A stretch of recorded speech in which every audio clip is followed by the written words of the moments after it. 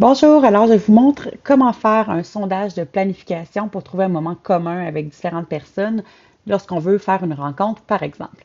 Alors, on s'en va dans notre Outlook. Je suis sur Outlook Web. Donc, je vais aller dans l'option, je vais ouvrir un message et je vais aller dans l'option Insérer et ensuite dans Sondage de planification. Pour le moment, j'ai rien qui se passe parce que je n'ai pas ajouté de personnes. Alors, si je veux envoyer un test pour faire l'exemple, je vais ajouter mes collègues, donc Geneviève, et en CC, je vais mettre Marc. Donc, la différence entre les deux, Geneviève doit être obligatoirement disponible pour pouvoir faire la rencontre. Et ben, Marc, lui, il est en CC, donc on le considère comme facultatif à la rencontre. Donc, si on trouve un moment commun, mais que Marc ne peut pas, la rencontre ira tout de même de l'avant parce que je l'ai mis en facultatif. Alors, on nous propose tout d'abord les fuseaux horaires qui sont sur notre ordinateur. La durée de la réunion de base, elle est de 1 heure. Toutefois, on peut venir la modifier, par exemple 30 minutes, et on va aller choisir les dates. On voit déjà ici que l'outil de Microsoft nous montre déjà quelques possibilités. On va aller un petit peu plus loin dans notre calendrier pour qu'on puisse se trouver des moments plus facilement. Donc, je m'en vais au 3 février. Et à ce moment-là, je vois quand même qu'il y a une autre personne qui n'est jamais disponible. Je peux aller choisir des moments précis, donc par des heures. Moi, je voudrais proposer 10 heures. Je voudrais proposer 2h30. Donc, je fais ça ici. Et je vais aller rajouter une autre date, disons le 5 février. On va aller voir disponibilité. Je vois que tout le monde est disponible à 4h30. Par contre, c'est peut-être un peu tard, on va quand même le mettre et on va aller choisir autrement 1h30. Donc, j'ai différentes possibilités qui sont mises à mon calendrier. On se rappelle que Outlook va chercher les calendriers des autres. Donc, ça se peut que les autres se sont mis des rencontres à l'agenda ou est-ce qu'ils sont en planification ou ils veulent se garder un temps de bureau, mais qui pourraient quand même se libérer pour notre rencontre. Donc, c'est pour ça que c'est pas nécessairement judicieux de toujours se fier à ces éléments-là. Chacun gère son calendrier comme il le souhaite, donc on peut quand même offrir d'autres options. On va ensuite cliquer sur Suivant. On voit tous les horaires qui ont été suggérés, qui vont être suggérés dans l'événement. On va écrire le lieu, donc local 314 par exemple, du 22-33.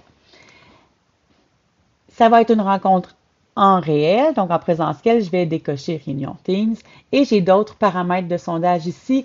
Je peux proposer des créneaux où tous les participants sont disponibles, conserver les horaires sélectionnés dans mon calendrier. Donc, le premier, les gens vont participer, vont répondre au sondage et à partir du moment où tous les gens qui sont obligatoires à la rencontre vont avoir trouvé un moment commun, automatiquement, le sondage de planification va nous envoyer une invitation à une date. La date, si on a plusieurs dates qui fonctionnent, plusieurs moments qui fonctionnent, le moment euh, qui sera choisi sera celui qui est le plus tôt dans notre calendrier. Conserver les horaires sélectionnés dans mon calendrier, c'est en fait pour que les options d'horaire que je propose soient bloquées à mon horaire. Et lorsque la journée ou le moment sera choisi, ces moments seront supprimés. M'avertir lorsque les participants mettent à jour le sondage et obliger les participants à vérifier leur identité, donc s'authentifier avant de participer au vote. Ici, ben, c'est décoché par défaut, donc les gens ne peuvent pas suggérer de nouvelles plages horaires et on s'assure de garder le sondage ouvert.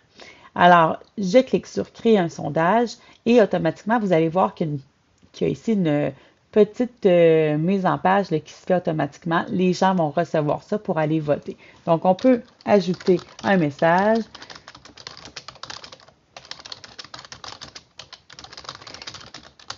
Alors, j'écris un message en même temps pour mes collègues et on va l'envoyer. De notre côté, on peut aller voir afficher les détails du sondage et c'est là qu'on va avoir plus d'informations concernant le sondage. Donc, les différentes possibilités. On a un vote de oui partout. C'est normal, c'est moi, comme j'ai suggéré ces dates-là. Outlook comprend que je vais être disponible. quand mes collègues auront voté, je vais avoir le suivi qui est juste ici. Qu'est-ce qui est intéressant aussi dans cette fenêtre-là, c'est qu'on peut venir ajouter quelqu'un qu'on aurait oublié, donc assez facilement, ou une personne facultative qu'on pense finalement qu'il serait intéressant d'avoir à la rencontre. On peut également aller suggérer d'autres plages horaires si on se rend compte qu'on en a oublié, par exemple, et on peut mentionner laquelle de ces plages horaires-là est une préférence pour nous-mêmes, donc les gens pourront le prendre en considération si on le désire. Alors maintenant, si on regarde ce que ça donne du côté du participant, des personnes à qui on a écrit, vous voyez que moi, en tant que créatrice du sondage, j'ai reçu des courriels à l'instant même parce que ma collègue Geneviève a répondu. On se rappelle que Geneviève était la personne qui était obligatoire à la rencontre et Marc, je l'avais mis facultatif. Donc, on voit ici que Geneviève a voté, donc a fait différents votes. Elle a voté à différents éléments. Je peux aller voir le sondage. On va aller voir ici les endroits où elle a voté.